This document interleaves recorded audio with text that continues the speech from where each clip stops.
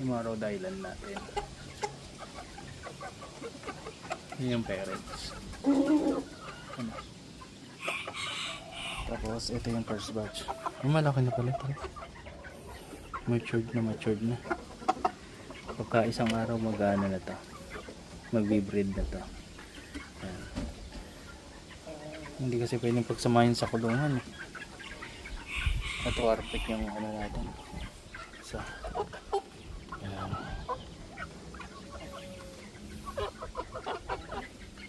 Ito yung pinakamalaki. Pangalawa yun.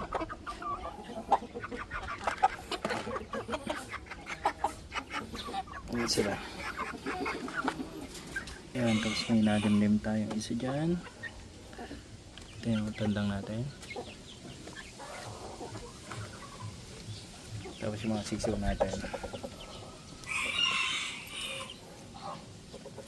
Yun, bagong ligo. Parang kayo kumakain mga to, busog. Oh, puro tubig.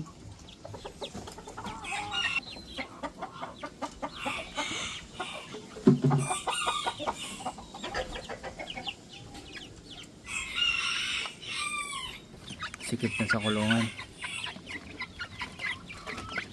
Lilipat na natin yung pag-off ko. Isa. Tandang natin. Ayan.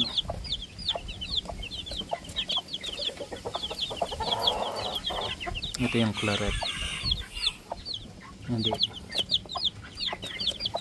Bukas ng umaga natin lilinisin yung ano, kulungan niya.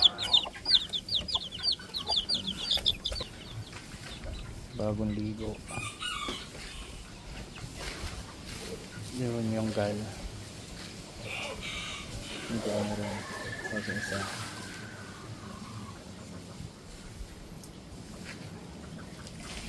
Yung alaga.